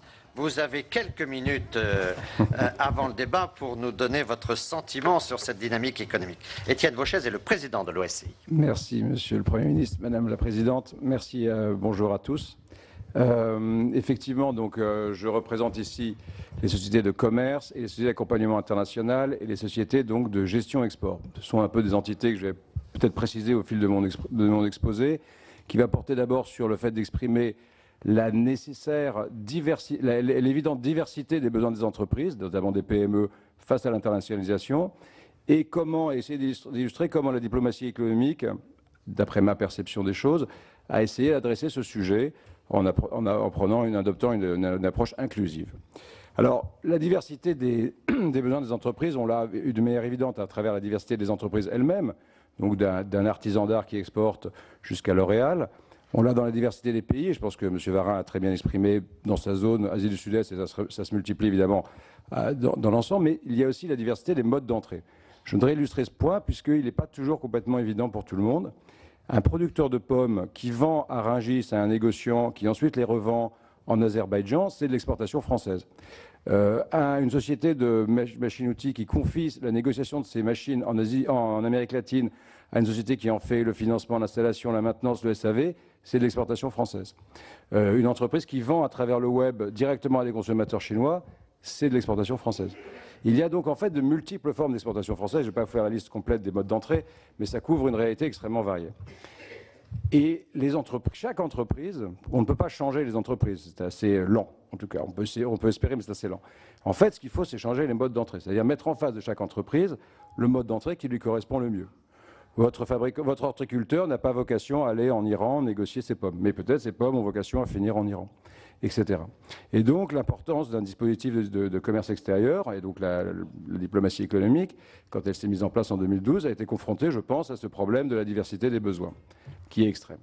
J'ai eu le sentiment, en ayant côtoyé ce dispositif depuis le début, que la culture internationale du MAEDI, son apprentissage de pays aussi différents que donc la Belgique et le Nigeria, pour citer juste deux exemples, lui donnait cette culture du respect d'un écosystème qui, d'une manière large, apporte chacun sa part de la solution. Et donc, du coup, cette gouvernance, aussi bien donc au niveau France que dans chacun des pays, cette gouvernance donc ouverte, est une opportunité, je pense, pour le dispositif français du commerce extérieur de s'enrichir de toutes ces formes de mise en marché. Juste pour donner quelques chiffres, sans vous assommer, mais le négoce, c'est 120 milliards d'exportations. On en fait 450, je crois, 430, donc 120 milliards, c'est pas négligeable. Les sociétés de commerce emploient 50 000 personnes, avec des sociétés comme CFAO, comme Sucre Denrées, comme Rexel, dans le matériel électrique. Vous avez des sociétés très importantes qui commercialisent le grand, qui commercialisent des grandes entreprises comme des petites. Donc on a une approche inclusive à aborder là-dessus, 50 000 employés. Dans le secteur de l'accompagnement et des sociétés et des agents export, il y a aussi donc à peu près 500 entreprises qui emploient à peu près 10 000 personnes. Donc on a aussi, avec Sopexa, avec d'autres sociétés comme ça, des sociétés assez importantes. C'est un dispositif, c'est une modalité d'entrée sur les marchés qui est très commune en Allemagne. Je pense que mon interlocuteur va poursuivre derrière. Nous sommes donc l'homologue en France du BGA, qui est une fédération très importante en Allemagne et qui organise le négoce donc des produits allemands. Et il faut toujours penser qu'en Allemagne, ce sont des grands industriels, mais ce sont des grands commerçants. Et ils ont su aussi, parfois, séparer la fonction production et la fonction négoce. Alors, comment ça s'est passé pour la diplomatie économique? Bien, dans l'ADN, dès le départ, les interlocuteurs que nous avons eus ont eu cette approche inclusive de dire, mais au fond, ce que vous faites, directement ou indirectement, participe au succès de nos exportations. Et donc, on a mis plusieurs dispositifs en place avec eux. Il y a un dispositif donc, sur l'exportation par le négoce, qui a démarré par une conférence, etc., et qui voit son aboutissement en ce moment avec la loi Guittet, que peut-être vous avez vu passer, qui a été votée à l'Assemblée nationale en première lecture à l'unanimité, et qui est une loi donc, qui vise à mettre le négoce français au service des producteurs français. Je ne vais pas développer plus, mais c'est une initiative très importante et qui permettra de créer un agenda pour le négoce français et de le remettre dans l'axe de la production française. On a ensuite une initiative sur l'exportation collaborative, il y en a plusieurs, mais bien sûr, nous y participons largement. L'exportation collaborative, c'est toutes les formes où des entreprises se mettent ensemble pour être plus forts à l'exportation. Et puis, il y a quelque chose qui est assez innovant, je pense que c'est important de le souligner, et je conclurai avec ça, la collaboration qui s'installe dans chaque pays entre donc Business France, qui est l'acteur de référence de l'exportation, de l'internationalisation des entreprises, et d'un côté les chambres de commerce françaises à l'étranger, et d'autre part les sociétés d'accompagnement, d'hébergement, les incubateurs, les agents, tous les acteurs de ce qu'on appelle les entrepreneurs de l'international français dans les pays que nous fédérons, et qui progressivement voient leur complémentarité reconnue dans un principe de subsidiarité qui me paraît de bonne politique, par rapport à l'action donc de l'État de Business France. Je vais juste en dire un mot rapidement. Business France considère que son action d'action publique a une certaine limite, qu'elle ne peut pas s'étaler dans le temps à l'infini, que les sociétés doivent en bénéficier pour mettre un pied à l'étrier sur le marché. Ça peut durer 6 mois, ça peut durer 1 an, mais qu'ensuite elles doivent être accompagnées, quand elles gagnent de l'argent, par des sociétés privées qui les aident à faire du marketing, à recruter des salariés, etc. Donc voilà un peu comment cette chose se met en place progressivement. Et moi, personnellement, en tant que représentant donc, de ces métiers, j'y vois beaucoup d'avantages et beaucoup d'intelligence. Alors si je devais énoncer un facteur de progrès, je dirais que c'est le tempo. Le tempo, c'est-à-dire la vitesse avec laquelle on implémente ces choses, est déterminant puisque personne ne nous attend et que les marchés vont très très vite et que donc du coup, il faut qu'on ait tous à l'idée cette obsession que Monsieur le Premier ministre vous rappeliez, qui est que le temps est compté et qu'il faut faire les choses dans les 6 mois, dans les 3 mois, dans les 2 mois. Et donc il y a cette espèce de deadline qu'il faut en permanence s'imposer quand on est dans le business, dans les affaires donc de développement international. Voilà, c'est quelques idées que je voulais partager avec vous. J'espère que je n'ai pas dépassé les temps impartis, mais je voulais partager cette diversité nécessaire et la richesse des acteurs qui peuvent contribuer à apporter des solutions aux PME de toute taille, aux entreprises de toute taille qui veulent exporter. Merci à vous. Merci beaucoup. Je vous rassure, vous avez été particulièrement discipliné. Bien, alors maintenant, nous allons avoir un regard extérieur, indépendant, distant, mais qui prend ses sources à l'intérieur, donc qui a une analyse assez fondée, et il connaît toutes les qualités de la France. Et de temps en temps, il les connaît au point de percevoir quelques défauts. Je lui laisse la parole, Monsieur l'ambassadeur Metternich, pour nous dire le regard un peu extérieur sur cette ambition de diplomatie économique. Merci de votre présence. Vous avez la parole. Madame le Président, Monsieur le Président, merci beaucoup pour votre invitation. C'est un plaisir. Même, j'avoue, je ne suis pas un témoin objectif à cet égard. Ayant milité un certain nombre d'années au sein du MEDEF et du MEDEF international dans ces commissions différentes, et en particulier au sein du comité France-Chine aux côtés de Jean-Pierre Raffarin. Mais l'exemple allemand, oui, il y a une différence entre nos deux pays concernant ce qu'on appelle la diplomatie économique. D'ailleurs, un terme qu'on n'utilise jamais en langue allemande.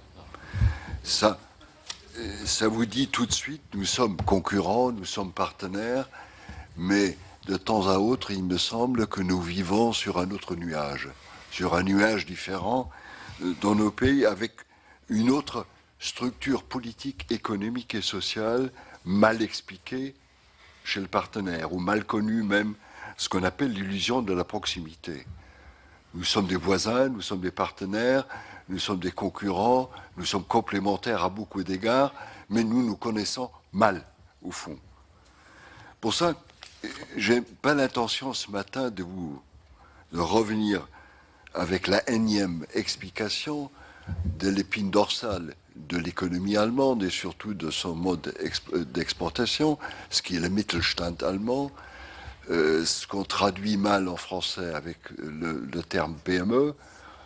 Il y a un deuxième terme en langue française, ce sont les entreprises de taille intermédiaire, les ETI, quelque chose inconnu chez les Allemands. Mais quand même, il faut avoir ça en tête. Attention, c'est une clé. Et je vous donne deux exemples qui expliquent un petit peu, en grande partie, notre différence. Premier exemple que j'appelle Madrid 2001. Madrid 2001, mon collègue français à l'époque me dit « Écoute, explique-moi votre succès économique en Espagne où vous faites à peu près 4 fois le chiffre d'affaires de la France. Comment ça se fait ?» Mes services ont trouvé que l'ambassade, à l'ambassade allemande, il y a exactement 3 personnes qui s'occupent de l'économie. Toi, l'ambassadeur, tu as un conseiller économique et le conseiller économique a un collaborateur. Point. C'est tout. Nous avons 100. Comparé à ça, comment faites-vous? Et ma réponse a été, écoute, cher ami, je vais demander au président de la Chambre de commerce et de l'industrie germano-espagnole de t'inviter. Mais il n'est pas subordonné à toi. Je dis non. C'est une institution entièrement autonome, indépendante. Et si je suis sage et bien reçu, bien il va te recevoir, il va te faire un briefing, comme eux ils fonctionnent. Voilà, première différence, c'est les ambassades ont leur service économique, oui, mais assez restreint, ciblé suivant le pays, suivant la nature de l'affaire, mais le noyau dur allemand réside dans les chambres de commerce à l'étranger. On a une 130 dans 90 pays. L'ambassade est plutôt le pompier, si vous voulez, quelque part le donneur d'idées et d'impulsion. Deuxième exemple. Paris 2000, je ne sais plus quelle année exacte. Un des ministres du commerce extérieur français invite ou convoque un certain nombre du CAC 40 pour parler d'un sujet très français, du portage. Portage des petits par les grands, des PME par les grandes entreprises. Mon PDG de l'époque, Henri Poglio, me dit « Vas-y ». Je lui demande « As-tu une instruction ?» « Non, tu connais mieux le sujet que d'autres dans la maison ou peut-être à Bercy. » Vas-y. J'arrive et le ministre du Commerce extérieur, qui me connaissait, m'a regardé un petit peu avec de grands yeux parce qu'il avait le soupçon, il est contre l'initiative. Je dis, monsieur le ministre, je ne serai pas ouvertement contre votre initiative, mais je vous dis en toute franchise, en tant qu'Allemand, je ne comprends pas, je ne la comprends pas. Parce que pour moi, il est naturel qu'une grande entreprise qui a besoin de PME, pour l'accompagner, elle l'invite et les invite, c'est normal. On n'a pas besoin d'organiser une nouvelle bureaucratie, un certain portage à cet égard. Et lorsque j'ai consulté les amis berlinois, ils avaient tout de suite le soupçon « Ah, Bercy est en train de créer une nouvelle bureaucratie en son sein ». C'est ça. Voilà. Ce qui explique un petit peu cette différence de fond, c'est la relation entre l'économie et l'État. D'un côté, un certain dirigisme, voire une bureaucratie étatique, d'ailleurs jamais aussi fort qu'aujourd'hui, et de l'autre côté, un système aussi libéral que possible, qui assure plutôt l'autonomie de l'économie et qui n'intervient que si nécessaire, ou qui, évidemment, qui soutient l'économie. C'est-à-dire notre ADN économique, et donc notre réflexe, est partiellement différent. C'est ça le problème de fond entre nous. D'où, pour les Allemands, le statut autonome des chambres de commerce, d'où une certaine expression, je dirais, plus explicite, plus ciblée dans certains pays, par exemple en faveur des PME et des ITI en Asie, où l'Allemagne a créé dès les années 80 des maisons allemandes, Beijing, Shanghai, Delhi, Singapour, Jakarta et aussi à Moscou, avec l'idée simplement de disposer d'une entité de l'économie au service de l'économie. C'est-à-dire pratiquement autogestion, si vous voulez. D'où aussi des commissions bilatérales, je dirais beaucoup plus ciblées que nous l'observons en France. Par exemple, il y a deux qui sont très connus en Allemagne, qui ont pratiquement acquis un certain pouvoir, entre guillemets, d'indépendance. C'est ce qu'on appelle le Ostausschuss, c'est la commission de l'économie allemande face aux pays de l'Est, et l'autre, c'est la commission allemande, la APA, c'est vis-à-vis de l'Asie-Pacifique. Pareil, mais même sujet. De plus, notre approche diplomatique est assez différente, même si je vois, je dirais, un certain retard dans les deux pays, en France comme en Allemagne. Je prône depuis une trentaine d'années la transformation de nos ambassades en Europe en représentation permanente et d'arrêter cette vieille idée que le Quai d'Orsay ou la Auswärtiges Amt soit le seul porteur de tous les domaines. Et il faut se spécialiser à cet égard, même dans des pays tiers. C'est valable ce qu'on a essayé en Asie, en Amérique latine et ailleurs. Et une clé à cet égard est quelque chose qui est sous-développé en France pour moi, c'est la formation continue. Il faut former davantage les agents, même les agents publics. Et ça de manière vraiment permanente. Et ça n'a pas de sens d'envoyer partout des généralistes. Il en faut, oui, mais il faut avoir des spécialistes à cet égard. D'autres clés de succès.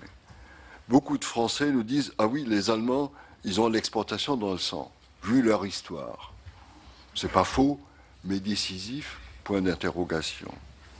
Et il y a quelque chose qui a été mentionné, côté français, mais le fait que les Allemands chassent en meute. C'est un des préjugés très connus, mais faux. Et je ne veux pas répéter des exemples pratiques pour ne pas jeter un blâme vis-à-vis de l'un ou de l'autre, mais sachez bien, les Allemands chassent aussi, mais de manière bien différente, bien plus intense, permanente et bien plus ciblée. Et j'utilise à cet égard même les supports communs et ou l'État de manière beaucoup plus ciblée. Et sachez, la chasse est préparée de manière très différente par les Allemands, par ce que j'appelle le service après-vente des entreprises. Curieux? Non. Lorsque vous prenez les avions de longue distance, vous trouvez dans le monde entier des techniciens allemands qui sillonnent dans le monde entier, qui accompagnent les produits, qui accompagnent les installations. Je dirais de manière permanente, ils sont un petit peu non seulement l'œil de Moscou de l'entreprise, comment leur installation fonctionne, ils sont en même temps leur ambassadeur permanent et très proche du client et qui assure en même temps l'amélioration permanente du produit. C'est-à-dire qu'ils sont en même temps porteurs de l'innovation permanente et en même temps de la recherche appliquée à l'intérieur. Voilà les clés. Ce ne sont pas, mesdames, messieurs, ce ne sont pas des X-Min, non. Ce sont des techniciens, parfois des techniciens supérieurs, des ingénieurs gradés pratiques qui travaillent souvent depuis 15-20 ans au sein de l'entreprise, qui ont fait leur apprentissage, leur formation continue au sein de la même maison. C'est-à-dire qu'ils connaissent parfaitement ce produit et en même temps les clients. Là est la clé. Ça, c'est cette adaptation, cette capacité d'adaptation permanente au marché mondial. C'est le symbole en même temps d'un pays qui n'a pas de politique industrielle dans le sens français. Et c'est-à-dire, nous voulons, et ça, d'où le Conseil, arrêter de vouloir programmer en permanence l'économie, donnez-lui plutôt la liberté d'agir et la possibilité d'agir. Et évidemment, le système allemand n'est pas parfait non plus.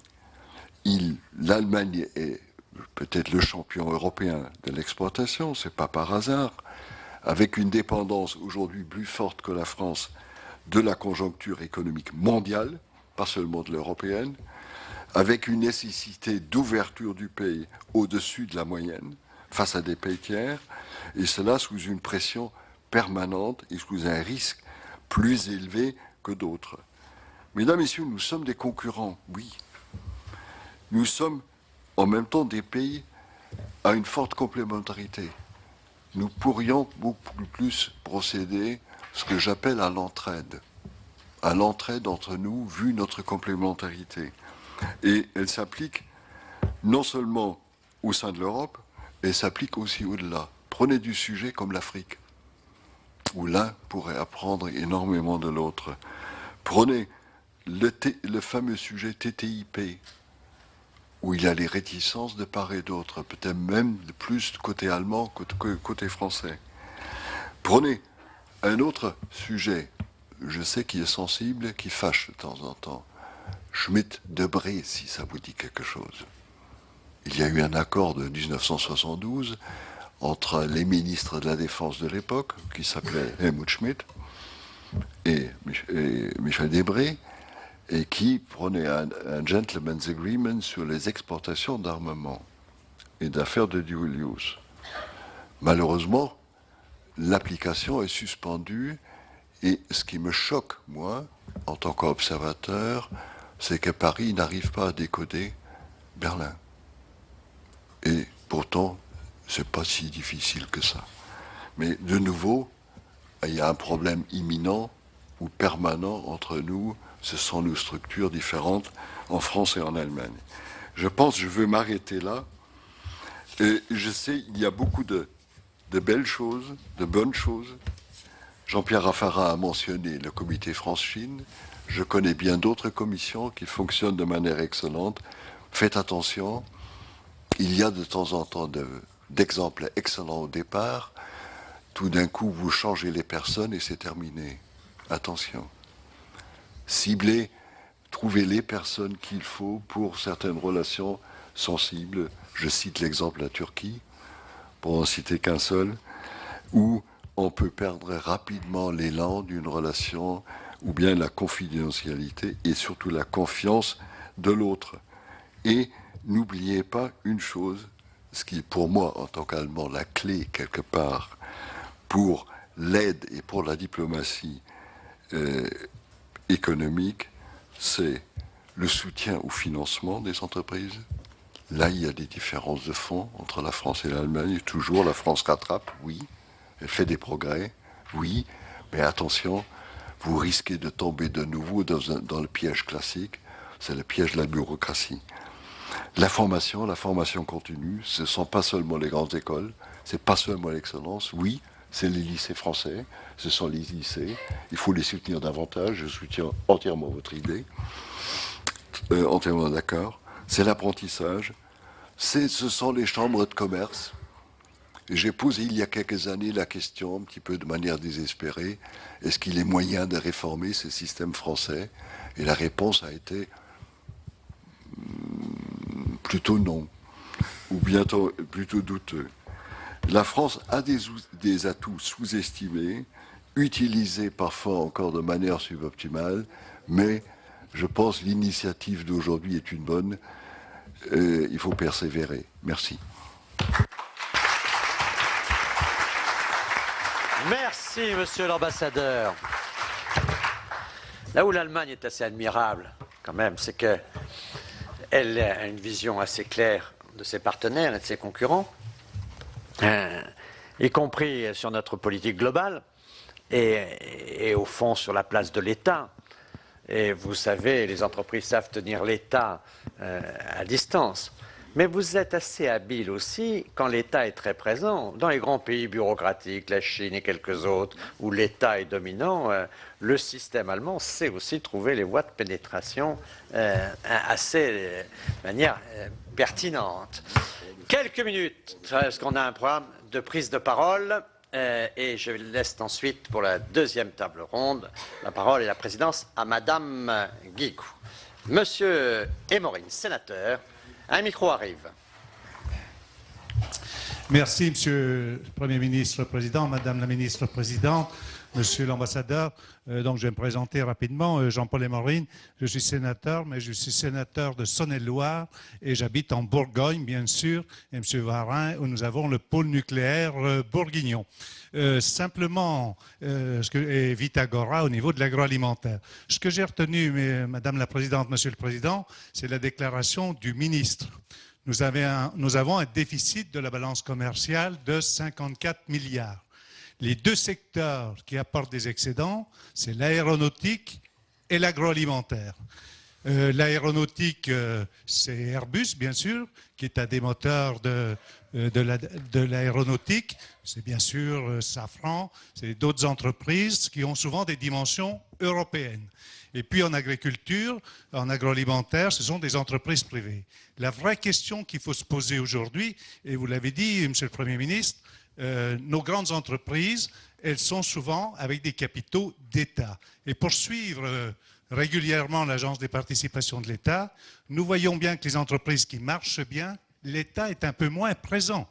Chez Airbus, au moment où la France rachète des parts du gouvernement allemand, c'est une des politiques qui sont développées. Si nous regardons Areva, l'État est encore présent à plus de 80%. C'est la SNCF, c'est la RATP.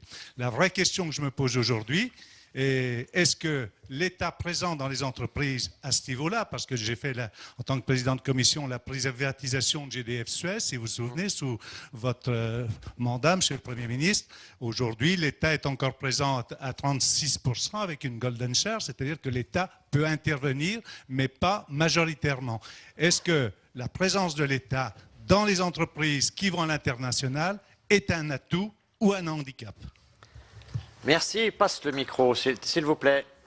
Monsieur le sénateur, ici, devant. Oui, merci.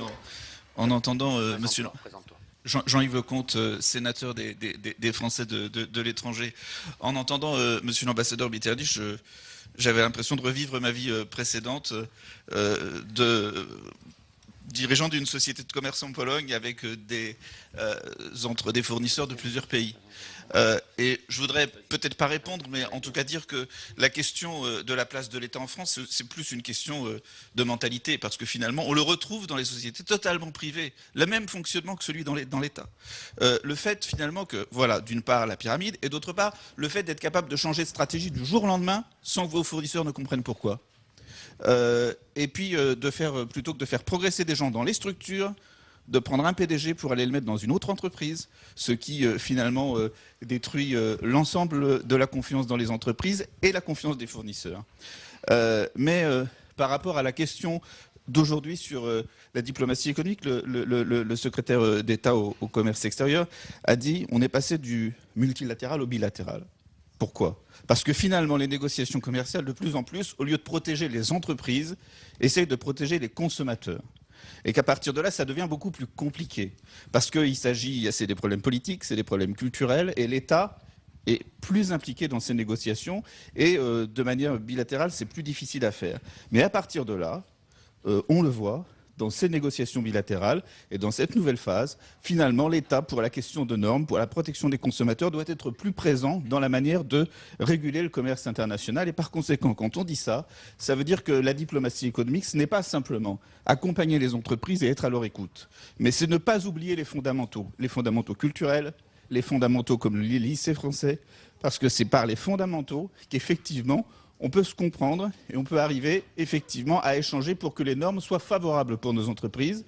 Et par conséquent, en fait, la diplomatie économique ne doit pas être finalement perçue comme un abandon de la diplomatie culturelle ou des autres types de diplomatie que le Quai d'Orsay faisait jusqu'à présent, mais comme un complément. Et ça, je préfère le dire parce que de temps en temps, on a l'impression qu'il y a une compétition entre ces différents métiers au Quai d'Orsay, alors qu'ils sont totalement complémentaires. Merci. Madame, derrière... Dernier intervenant, vous vouliez la parole? Alors vous l'avez. Merci, Christine Bière de Nouvelle Solidarité. J'ai beaucoup apprécié les remarques de M. Bitterlich, mais je pense que peut-être ça ne va pas au fond des choses. C'est parce que si on regarde la politique française depuis donc une vingtaine d'années, trentaine d'années, on assiste à un phénomène où on est à la fois extrêmement bureaucratique au niveau de l'État, mais en même temps c'est très libéral, au point que tout le commerce extérieur était parti en quenouille parce on avait abandonné toute intervention de l'État dans ce domaine-là. Est-ce que la question n'est pas plus le fait que la clé est le fait qu'en France, on a abandonné l'idée que science, recherche scientifique, innovation technologique est la clé de toute la réussite économique et que les Allemands ont mieux préservé cela, et notamment le fait qu'on n'ait pas une traduction adéquate au mot Mittelstand explique cela, parce que le Mittelstand, ce n'est pas simplement de l'innovation n'importe comment, dans quel domaine, mais c'est vraiment dans les machines, la science, la recherche, les machines, la physique. Et est-ce que ce n'est pas plutôt dans ce sens-là qu'il faudrait chercher la différence? Alors, sur ces sujets, on voit bien que la question de l'État, ça a toujours été en France, et c'est toujours en France une question centrale qu'on ne peut pas élucider schématiquement. Je vais demander à M. Varin de donner son sentiment, lui qui connaît plusieurs expériences sur ce sujet, donc ils y reviendront peut-être dans les conclusions. Je voulais dire à mon collègue Lecomte que, oui, sur l'importance du bilatéral, le fait nouveau, et ça a été évoqué tout à l'heure par vous, c'est le trilatéral maintenant. Et la visite du Premier ministre chinois était marquée, comme le disait Mme Guigou tout à l'heure, d'abord par le besoin d'investissement et de coopération sur les investissements. C'était une priorité, les investissements communs, et puis les démarches sur pays tiers. À deux, qu'est-ce qu'on peut faire, non seulement évidemment sur l'Afrique, mais aussi sur l'Amérique latine et sur un certain nombre de marchés où on cherche là à dépasser simplement la logique des échanges pour avoir des projets communs sur pays tiers. Donc le trilatéral est aussi en développement. Monsieur Varin, pour quelques secondes. Quelques secondes. Monsieur le sénateur, vous savez, est-ce que c'est un atout ou un handicap d'avoir l'État dans le capital? Vous voyez, mon voisin a l'État dans le capital, il se porte merveilleusement. J'ai l'État dans le capital pour Areva et je me porte de manière significative beaucoup moins bien. Bon, donc, si vous voulez, bon, je vais être peut-être assez basique.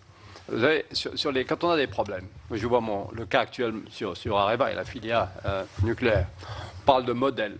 Voilà, est-ce qu'on a le bon modèle? Pas le bon modèle. La réalité, c'est pas ça. La réalité, c'est que Areva a eu des problèmes de gestion et qu'il faut, lorsqu'on signe un contrat, effectivement avoir une bonne gestion du contrat. Lorsque l'on développe une technologie, et la technologie de l'EPR est un bon exemple, bien, on a un certain nombre de problèmes techniques, on a des problèmes de qualité qu'il faut régler. Et donc, je dirais qu'on est l'État ou non dans le capital. Le succès, c'est la qualité et c'est effectivement la performance économique. et on peut l'avoir avec ou sans l'État. Voilà. Donc je suis là-dessus très très clair. Merci beaucoup. Je remercie tous les participants de cette première table ronde. On était autour des outils. On a dépassé un petit peu l'espace outils pour aller jusqu'au plus grand de tous les outils, qui est l'outil de l'État. Mais je remercie l'ensemble des participants. Voilà pour cette table ronde consacrée à la diplomatie économique et qui s'est tenue hier matin au Sénat dans la salle Clémenceau. Table ronde présidée par Jean-Pierre Raffarin, ancien Premier ministre et président au Sénat de la Commission des Affaires étrangères. Vous pouvez toujours voir et revoir tous les colloques et toutes les auditions sur notre site sur publicsénat.fr. Prochain rendez-vous de l'actualité parlementaire à 19h pour 24h Sénat, le journal. Très bonne journée sur les chaînes parlementaires.